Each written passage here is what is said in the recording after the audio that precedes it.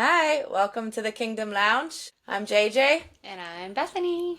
and we're excited to chat with you guys some today. Yes. We are still together in the same country, same room, two different couches, but there's not a split screen between us. That's right. And even though the Kingdom Lounge is more about an airport lounge, we are in JJ's lounge. Here in Shipley, the United Kingdom, on a beautiful sunny day. And who would have thought sunny skies existed in the UK? It's But true. And since I've been here, it's actually been sunny, and I've been wondering, am I in England or am I not? But alas, here we are in England. so today we are going to chat about, we had said it on our previous video that we wanted to visit the topic of True north and finding your true north. And what does that even mean? Because we've referenced it a couple times in our conversations. And so we wanted to actually pause and do a little bit of a dive. It may not be super deep, it will be practical at some level.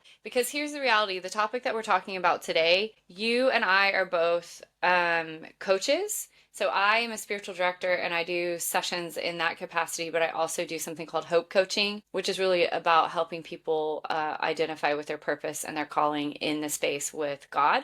And you do a really similar thing as well. So yeah, so with my life coaching and creating a life by design, one of the big topics we hit is identity. And in order, it's identity, purpose, and destiny. And so to get to the purpose destiny part, which we're going to touch on a little bit, I think there's a whole prerequisite of identity coaching that takes place that we both do a lot of discovery coaching. But that's more in depth today. We're just going to touch on some of the highlights to help you get some tools and resources and just thinking brain work that you can do to try to find out if we can just start to inspire thought of what is your true north and why is that important to know. So, JJ, what is true north? Well, I'm so directional, like I'm so bad at directions. I said this to Bethany the other day. I'm like, I'm not, some people just have a sense of it. Like Bethany can go somewhere one time and then she can get there again the next time. I use GPS for everything. And even if I've been in a city, which I have now for 6 months, I still walk down the road and I'm like, Bethany, I don't know where we are. I don't know how to get to, what direction is this? North, south? So your true north is the motive of the direction you should be heading. So it's tied to your purpose, your identity, and your destiny, like we said earlier. And it's the direction that you are headed according to what you are called to. So there's so many different titles. I say true north because it leads to direction. But it's your, well, we're going to break this down, but it's who you are. It's your passion. It's your calling. It's your identity or your anointing. It's a lot of different things you could term it, but really what it is what direction am I called to go based on who I am and who I'm called to be. Yeah, and I think I want to give a caveat and an analogy. The first caveat is, as believers, our true north is a person. That is a person of Jesus Christ. And so, operating in our day to day through the power of the Holy Spirit. And so, as we're talking about the true north, we are talking about sort of a symbol of all those things that JJ just mentioned, but we also recognize the great director is the true north, which is Jesus. But the analogy I want to give is I won't go into the whole story of this, but I don't know if you've ever had a situation where something felt really true, but it was just slightly off. And if you follow the trajectory, let's say you are trying to head to a destination that is true north. And again, if you watched one of our latest videos about is the journey the destination, that's a little bit of teaser to go back and watch that video. But if you're heading north and you're going true north, but you just go slightly off, the further up you go, the further out you go and get away. And at the beginning, it may look like, oh, you're really aligned with the true north. But this is why this is so important, is because when you know what your true north is you can keep aligning back to that place. And if you don't, then sometimes you can just get slightly off and be like, oh, I'm doing this thing and it feels like I'm going in the same direction. But again, as you go further out, you realize that that thing is actually now way off the further out you go. So I think that's the power of True North and the conversation we're having today. One important thing about your true north is you don't sit one day and figure it all out and then just head that direction. So, another analogy, like a bow and arrow, or let's take a scope on a rifle, you constantly have to adjust it based on your position. So, if I sit with my rifle and my scope is now hitting the target and I've got it exactly aligned, and I've measured it and adjusted where I've needed to. If I change positions or if I shift in my location, my posture, my comfort, whatever it is, I have to then take time to readjust, realign to get it back focused on that target or that true north. So in life, we talk about that too in our coaching. Is like you are constantly becoming who you were meant to be. You are also constantly unbecoming everything you were never meant to be. Yeah. So alignment to find true north happens consistently throughout your life and continually needs adjustment and realigning. And it comes in different ways. It's part of your alignment is becoming more of who you're meant to be. And it's also shedding weight of unbecoming, like, oh, this doesn't align to my true north. I'm leaving this behind. Oh, this does align. I'm adding it to the trajectory. So what we want to discuss is a little bit of how do you find your true north? Exactly. So I think the challenge in a conversation like this is that there are some really big topics we can talk about. Your purpose, your calling, your mandate, your vision, your mission, all those things, which we will talk about at some level. But I think it has to start with you and who you are and your identity, which JJ just talked about how we both kind of do that in our coaching space. But I think a really practical way to start is to really lock into what are you passionate about? What makes you tick? What gets you out of bed in the morning? Coffee. For me, it's a cup of black English tea because I've been thinking about it for 5 weeks, despite how hot it's been across Europe. And I was thrilled to get here to do that. I have an idea in this inspiration lounge. Okay. I'm going to make a coffee brand called True North. Oh, I love it. That's great. It's the thing that gets me out of bed in the morning. Hey. See, revelation can happen anywhere, even in your living room, in the wilderness season, in England.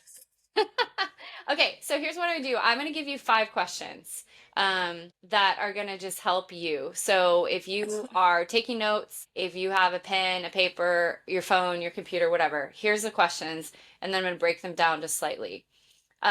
First of all, I want to share a quote by an old guy named George Eliot because he's dead. Anyway, it is never too late to be what you might have been, is what he says. But okay, here's 5 questions. What have people told you that you are good at your entire life? Question 1.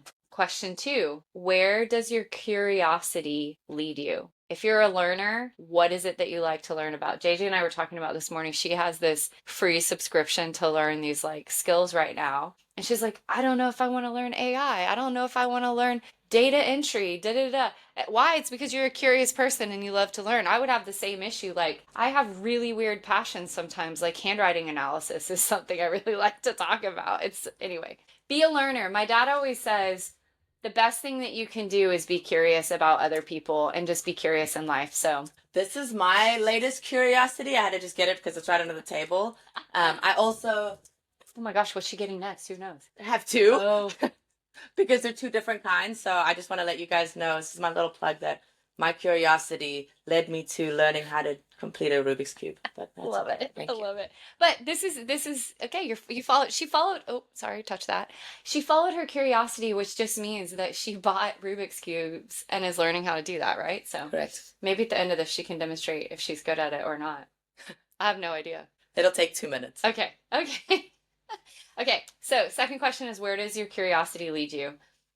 What do you desire most in your life? Now, I want to acknowledge that question about our desires can actually be one of the hardest things to answer, because I think this is a side spiritual director hat caveat I'm going to put on for a second, that we've been taught our whole lives that desire is bad, that it's carnal, it's fleshly, and we can't have our own desires. But that's actually a lie, because God puts desires in our hearts that he crafts and fashions. And as we talked, you are created with purpose and skills and gifting and passion. And he wants to awaken those desires, and he wants us to partner with him in them. It's not just so that we can have our own desires and do our own thing. But it's really important to name what our desires are, because it's a really good starting point to really lock into what are we called to do and who are we called to be. Um, the next one is, what makes you angry? So that may sound like a little bit of a weird question, but if you take time to think about what actually makes you angry, then oftentimes you are called to fight and serve the opposite. Um, I'll just give you a quick example without going into too much of a deep dive on this, but when I was in Athens a couple weeks ago, I had the opportunity to go into brothels. Prostitution and brothels are legal in Athens, Greece.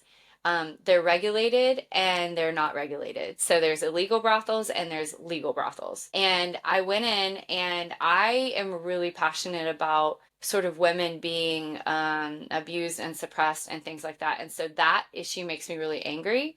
And so part of my calling is to stand up to be a voice for people who don't have a voice, to stand in the gaps for people who can't sort of do that on their own. And so that's an example, but like that issue makes me really angry. So what is it that makes you angry? Maybe it's injustice. Maybe it's someone not being treated fairly. Maybe it's, something in your community that makes you really angry. And maybe part of what you're called to do is fight against that on a local level. I don't know what the answer is, but these are just questions to help you process. It might be waking up in the morning and realizing you didn't buy milk the night before. So when you are passionate to wake up for your cup of coffee and you've got no milk to make your milky coffee, it could make you angry. If that's the case, maybe you are the one that's called to design a coffee already pre-made with, actually, I think it exists, but pre-made with milk. Really? Does it?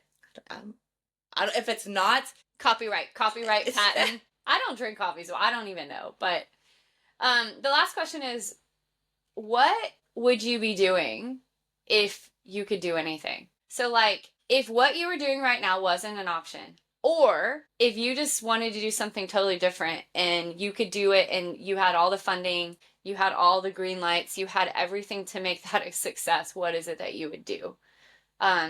Really what that question does is it puts you in a little bit of dreaming space.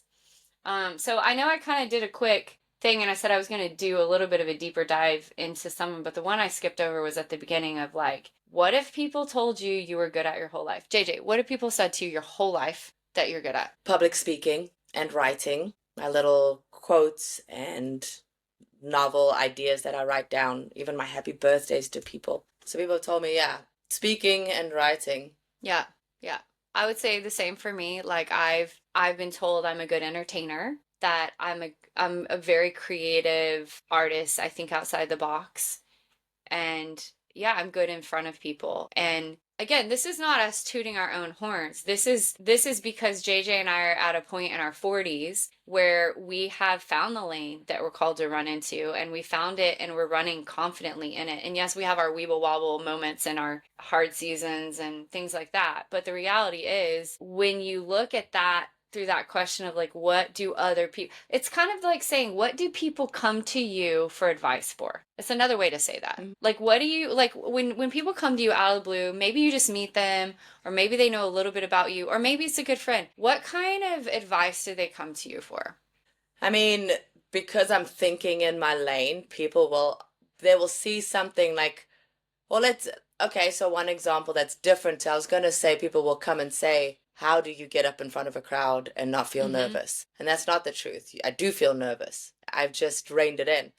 But another thing is maybe, how do you travel so much? How are you able to just get up and go? And how do you afford to? And how do you plan it? And how are you not scared to go into new places? Yeah, and I think the other side of that question is, I know I'm throwing a lot at you, but this is all really for you to step away and process. Maybe process with a friend. Maybe pause and write down these questions, and then like go have coffee with a good friend and ask your friend this, because that's kind of what we're doing right now. But what I was going to say is, when you're in a situation, the best way to say this is through an example. Again, I was just in Athens, Greece, and I was leading like 30 people. And I was leading them spiritually. I was hosting space. I was asking questions. I was bringing scripture into the mix. but I was also like physically leading them around the city. Like I was the one that had my phone, my GPS. I know all the metro. I know where we're going. I know when we need to be there. I know how to navigate a city. I know how to navigate cultures. I know what to watch out for. I know how to hold my bag on the train. I know not to draw attention to myself in the middle of Paris. I know there's pickpockets in this area. I know there's people in this area. I know these restaurants go there, don't go there. And it's like sometimes when you're in the middle of doing the thing you're called and created to do, you have people that show up in that space that confirm that simply by the ability that they can't do the same thing, nor maybe do they desire to do it. It happened to me a couple years ago. I was leading a team in Cape Town. JJ knows some of the women that were on that trip, but one of them was a really good friend of mine, and she's like, I think there was a part of her that showed up thinking, "Oh, I could do what you do, and I'm wired to do what you do." And then she got in the middle of it and was like, "I cannot do this, and I don't want to do it." And it doesn't make who she is less. It just, I'm just pulling that out to say that's a confirmation for your own gifting in that space. Sometimes when you realize something that comes easy to you is not something that comes easy to everyone else, and then you're like, "Oh, I I think guess I'm they're gifted like in that." identifiers as you go through life. And one thing that goes together with like, what are you passionate about, or what do people say that you are good at? But what do you find yourself defaulting into doing a lot of the time? Mm, When we read scripture and you see some of the stories, God always used what was in their hand. yeah. So whatever you are busy carrying, that doesn't mean it's necessarily your true north or your full identity, but whatever you are busy with or in the middle of, there's a lot of. So let's take an example, like a more abstract example of you're a mother and you're mothering your children, and your frustration is, I just want to know what my calling is, or what I'm supposed to be doing, or who I really am, but all I'm ever doing is taking care of these children and taking them to school and taking them to sports and recreations afterwards and doing their homework and putting them to bed.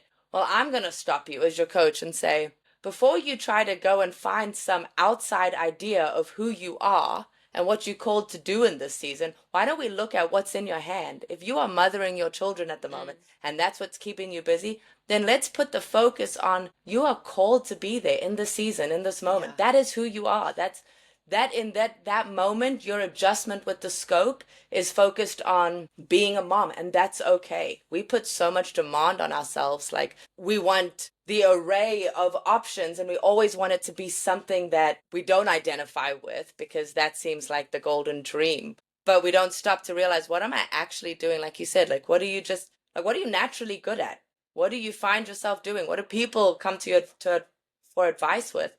And maybe that's a lot of your lane, or it's an identifier to it. So another identifier, what's in your hand. I think one of the challenges with that space is that, again, we've talked about this before. When you work or are called into a space that is offering people the intangible, sometimes it takes longer to define what that is. So for me, I'm an artist and I can paint, and I've had people tell me that, and I can offer and sell a painting. Okay, great. You come to me because you're paying me money. I'm going to give you a physical thing.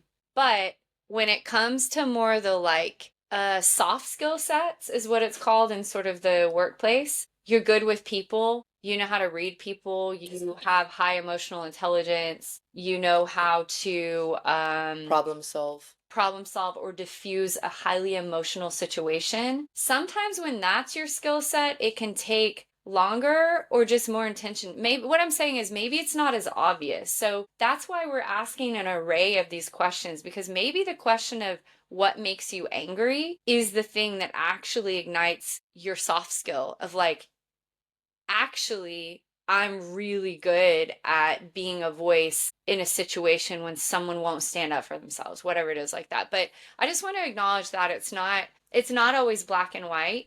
And especially when it comes to this stuff being really the intangible or soft skill stuff. Yeah. So we've got the 5 questions that Bethany's asked, and hopefully you wrote them down. Take some time, write everything down, because inside the whole brainstorm mind map that you put down on paper, you'll be able to start slowly, as Holy Spirit leads you and guides you, and you reference it with the word. Something will start to Words can literally lift off the page to you, and you can start to piece them together. So the next phase we're going to take you through is understanding how you can, um, another way to define who you are and what you are called to is to understand your mandate, your mission, and your vision. So, and you can write these down and then you can go and answer these. And then we'll break it down a little bit more. But your mandate is the people and the place that you are called to. So I'll give you some examples. My mandate is people and leaders in the nations. So my people are generally leaders, and whether they know they're leaders or not, my skill is to draw out the gifting in them and to identify that and help them identify it, but as leaders in the nations. And maybe so let me ask you, what is your people and your place? I would say for me, I feel, and this is where JJ and I are a little bit similar in this, and this may be what you respond to this may be very different because we are quite similar in this, but I definitely feel a mandate to the nations. And especially people that are in transition and people that potentially are in a season of making decisions, or they know there's more to life than what they're currently experiencing. I would like to say that is, oh, it's just women. We were talking about this earlier. We both feel called to men and women. It's just that sometimes the output of that in this season for me is women, like running women's retreats and things like that. But overall, I also feel called to the nations and stirred by people on the move, and people in transition. So Bethany has, you call it an avatar, is your target market or your people. I don't want to go into a whole divulging into that, but I'm going to use some of them as examples to just walk us through this whole illustration to help you answer some questions. So your people and your place, your people being your avatar or target audience, can have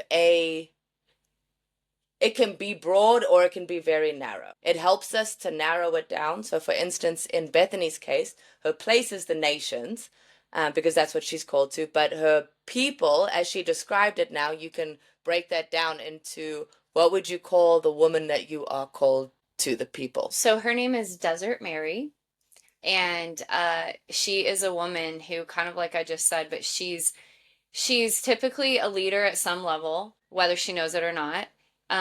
She's in a season where she's in transition, or she's asking questions, or she feels stuck, or she feels dry or burnt out.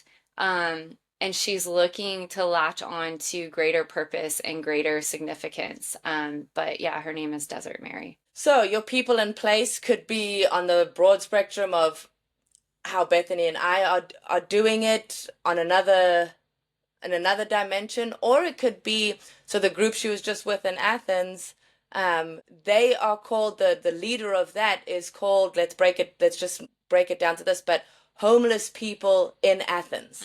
So it's a homeless ministry where they target the people living on the streets. Maybe it's homeless people in Central Europe, or homeless people on the streets anywhere in the world. And I'll just pull back like really far and go a totally different direction. One of my good friends is building a luxury travel company. Her target market is high-end clients who spend over $100,000 on travel a year. Now, you may be going, "Oh my gosh, that's crazy." But her place is to be in the room with people who create significant wealth and offer them a service that helps ease their life in that way. So again, that's very obviously different than what we're talking about, but that's just giving you another example of, like, called to be in the room with wealth makers and helping them have experiences that they obviously pay her for. Yeah, so your mandate, your people in place. Maybe it's for one of my best friends, Samantha. She runs Life Change Girls. Hers is she's called to young girls between about 7 and 12 years old, and to their mothers in, right now, Palm Coast, Florida. So your mandate is your people and your place that you are called to. Next, we have your vision, or let's say, your vision. Your vision is what you are taking, what you are bringing to your people in a place. So I'm going to draw something for you. I wish I had a whiteboard, but your mandate, if I could draw a little stick man and a globe, is your people in place. Your mission and vision, your mission is a truck. So imagine a little truck. making its way, missioning its way to the mandate. And on this truck, it's loaded with vegetables and fruits, all on pallets. That's your vision. So your vision is what you are carrying to your people in place, your mandate, carried by your mission. Your mission is how you get your vision, what you are carrying, to your mandate. So your mandate, your people in place, your vision is what you are bringing to those people. So Bethany, your Desert Mary, you've answered some of these questions, gave us a sneak peek. But let's just see in 2 words, what are you bringing to the desert woman all over the world? I know, but to get it in 2 words is going to be hard. Say 2 words, let's get it in a sentence. Okay, I am bringing perspective, and I'm doing that. Okay, so I'm going to answer both together. Is that okay? Like vision and mission together. Okay. Okay. Well, no, I want to, let's stick it to vision. So what am I bringing them? Yeah. Okay. We won't go to the how yet. Okay, I'm bringing them a fresh perspective about the reality of their connection with God. And hope. And hope. Because that's and just healing a word that and carries. Yeah. Okay, so now we know what she is taking to who. Let's find out. So we know the who is your mandate, the what is your vision. Let's talk about the mission, the little truck. Your mission, Bethany, how are you taking hope and perspective of identity in Christ to your Desert Mary in the nations? See, it's not so black and white. It's like I know it and JJ knows it. It's putting it into words. It can be challenging. I'm bringing it to them. Your how. How do you do it? You do it by? I do in the bigger picture. And this is where I think sometimes you have to pull above. This is probably a little bit of a caveat for this kind of conversation. You got to pull out of the weeds and you got to lift and like come up higher to see the bigger picture. And I think the struggle you're seeing me have in answering this is me like, I want to live in the weeds of the day-to-day of what I do, of the projects I do, of the things I do with people. But actually the bigger picture answer to how I do that is I help people create space. Okay, that's your what? No, that's my how. You create space. How do you help them create space? Through helping them. I want to say by leading trips and retreats and things like that. Is that the how that you're looking for? Yeah. So one of my and I don't know. So this is okay. You're getting like an active coaching session. This is just JJ and I kind of do this in different ways, so it's helful to actually have. We do it to one another all the time, and it's good. So here you are. You just get to experience this. Okay. So for me, one of my favorite things to do is take people out of their comfort zone and watch God kind of like, this sounds not nice to say, but I mean it in the most beautiful way possible. I love watching God wreck people's lives for the better. Like, because when we come and he puts us in a place where he can break a bunch of stuff down, he can break down the lies. It's all the whole unbecoming thing that we talk about a lot. I flipping love taking people into that place. So how that looks for me is I invite them into retreat space. I do spiritual direction sessions. I do coaching with people. I take them on international vision trips and mission trips and hope journeys or pilgrimages. And all of those places expose people to uncomfortable things. It pulls them out of their comfort zone in order that they would then have a fresh perspective and encounter around who they are, who they're called to be, and where is God in the middle of that, and how does it all work together? Does that answer your question? So that's brilliant. And this is what will happen, and this is why you use a mind map. Write it all down, because I'm going to take you one more level to submissions. So Bethany's place, the nations, her people, the Desert Marys, so people in place, her mandate. What is she bringing? Her vision. What is she bringing to them? She's bringing them hope, and just make it real simple. Hope and discomfort to let God get inside. Mm-hmm. Okay? That's her vision. And how is she going to get that there? How does she transport that vision? How does she literally I have so much hope and so much ability to help people get in a space where God wrecks them to a beautiful place. I got to get this anointing that I carry, this vision that I have, my what? I got to get it to my people. I take it there by well, you bring them into a space, but you'll also go. I Yeah. go into a space. She likes to go into specific nations that kind of create a certain perspective on what she's trying to achieve in there. So I take them to South Africa and put them in a space where they start to feel uncomfortable and challenged, and I bring things to them. Your submissions then, so you're creating space, like you said earlier, that can be, I do it by taking them to a space of a retreat. My submission in that retreat is to do spiritual direction and to do coaching. Mm-hmm.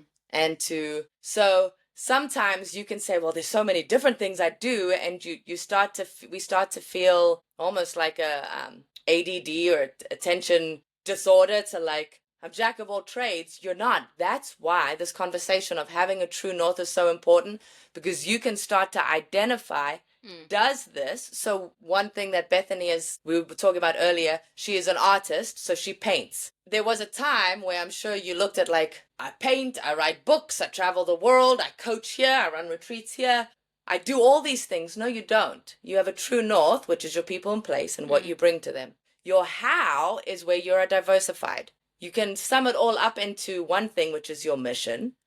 But really, there are submissions to how you do it. So even her art and her painting, that supports. So what does that do for you in your mandate? Well, in my mandate, what's really interesting about the artwork, for example, is I use my art a lot in retreats. And if you've come to a retreat, there's going to be an art element to it. And if it's not my personal work, it's me pulling in other people's art. JJ has paintings on her wall that you can't see right now. Like I would be like, okay, let's use that. But it's all about bringing people back into perspective and connection with God with sort of like a fresh lens. I've used it in, and then I've also used it as like gifting with people. I've used it with spiritual direction clients personally. I've used it to bring hope into a space when a friend of mine's been through a hard time and I paint them something and give it. So even though that's like not my work necessarily, it still comes out of who I am and who I'm created to be. So the art isn't just, oh, I got bored and I'm painting, here's a painting. There's always purpose behind it. But it was at some point just something she was good at. Yeah, as a kid, in fact, going back to that question, when I was a little kid, most kids went down the street and sold lemonade at the stand. We lived on top of this hill, and I would sit at the bottom of the hill and sell my artwork. Yes. From the time I was like, I don't know, 7. And people would stop and they'd buy it, and they probably, felt sorry for me, but whatever. I did start selling. That was the first thing I ever started selling was my art. So, yeah. So there's your mandate, your mission, your vision. Let's take my friend Samantha again. Her mandate is young girls in Palm Coast, Florida, people in place. Her vision is to help develop them into a godly woman that understands they are called by God.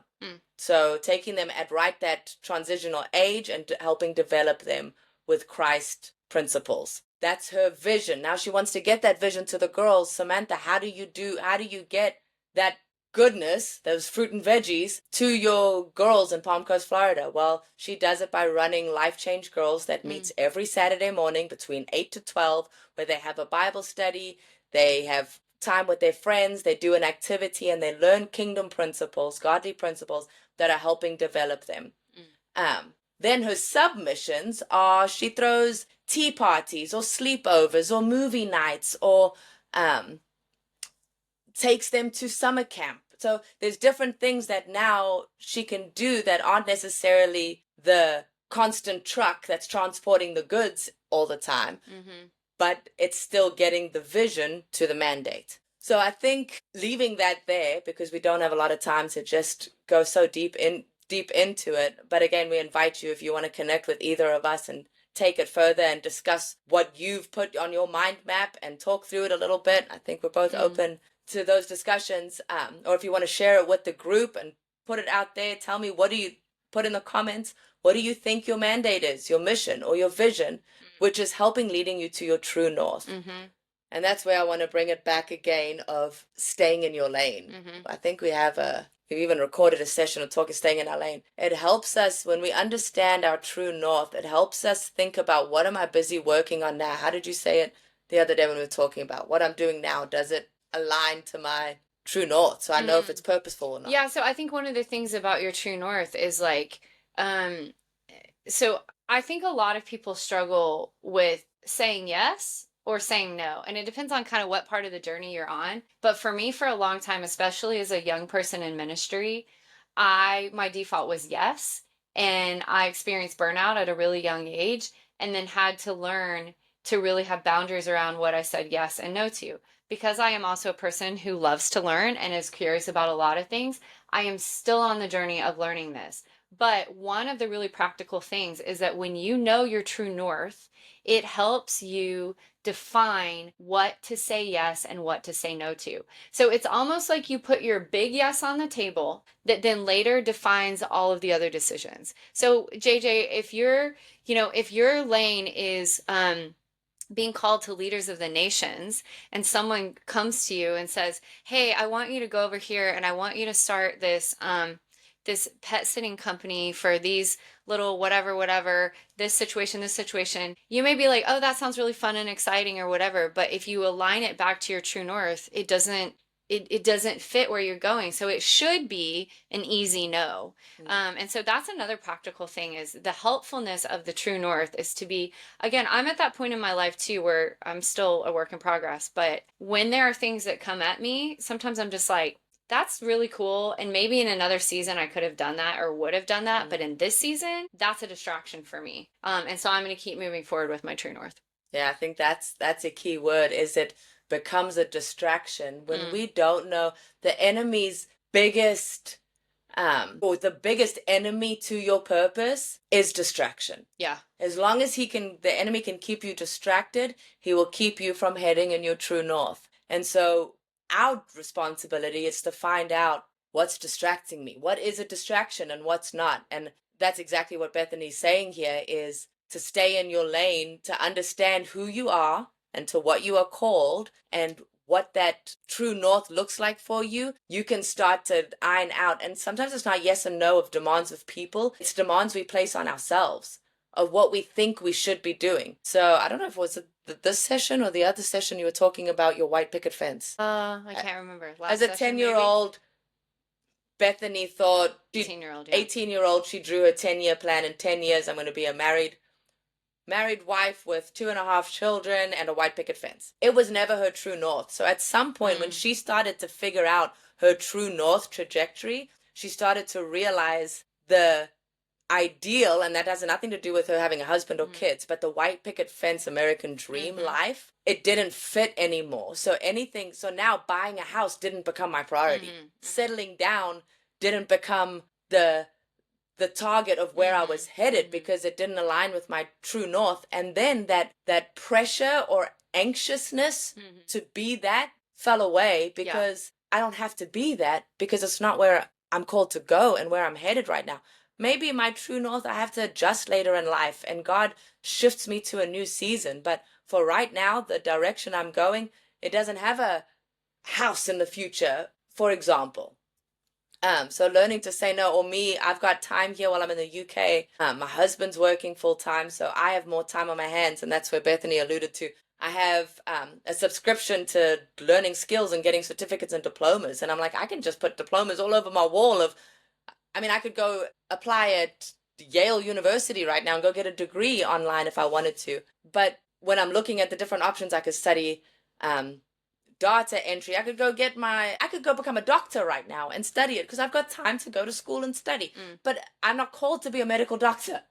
So for me to go and now put time and effort and money into that, it's not supporting my true north. And so therefore I can see it as maybe in another time, in another world, another life, maybe it would have been a passion, but it's not really true to who I am. And I want to break it down in a really simple way that I think we can all relate to, which is like, I'm going to take you back to the lemonade stand versus the little art stand. I think there are situations in our life that if we just allow ourselves to be our true, authentic self and have the ability to push away what we're supposed to be, what the expectations are, what everyone else is doing, those can be really simple ways to create habits for us to align with our true north. So, for example, as a 7-year-old, I wasn't thinking, oh, all my friends are selling lemonade. I'm selling art. I'm a weirdo. I just thought, I'm really excited to be selling art. This is what I want to be doing. And I think that translates into our adult lives where sometimes we have to pull back and give ourselves permission to be who we really are and not push into who people think we need to be. And that's where it all circles back to where we started this conversation, is about our own identity and who are you? What are you passionate about? And it goes back to the 5 questions that I'll try to leave in the comments below. But like, what is it that people have told you your whole life you're good at? What are you curious about? What makes you angry? What is the thing that you could do if you could do anything? And then I've forgotten the 5th one in the middle of that, but put it I'm going to there. repeat what Bethany just said. We need to give ourselves permission to Be ourselves, be maybe? ourselves and not what we think people want us to be. Mm-hmm. That's a big statement. And I think as women, especially Christian women, we struggle with that. And it's an image issue, an identity crisis that we have because we don't know who we are. And so therefore we trying to be everything to everybody else. You are not everything to everybody. That's not your job. That's not your responsibility. And that is not a pressure on you. You just need to be exactly who you are meant to be. And Christ wants to reveal that to you. He wants to give you a full glimpse of who he's created you to be and what he's called you to do. And he's not keeping it a mystery. He's not hiding it from you. He wants you to just seek it out. Mm. And I think we will land there a little bit, but I think the challenge of that is sometimes we need to hear that we have permission to give permission to ourselves. And so if you're sitting here listening to this and that has hit you, what we're talking about, like, you don't need our permission because we are not God and God is giving you the permission. But if you need to hear it from someone's mouth to your ears, you have permission to give yourself permission to be authentic to who you are. And again, as we've just talked about, like, that starts with pushing back what everyone else expects of you. So whether you're a widow, whether you're a stay-at-home mom, a working mom, whether you're single, a newly married, a divorcee, whatever it is that your season is, you have full permission to be you in that season and in that place with God and evolving with Him. Yeah, good. Okay, True North. Questions, comments below, and as JJ said, we'd love to engage with you separately. If you want to do that, you know how to find us. So. Okay. Well, we love you. Till next time. True North.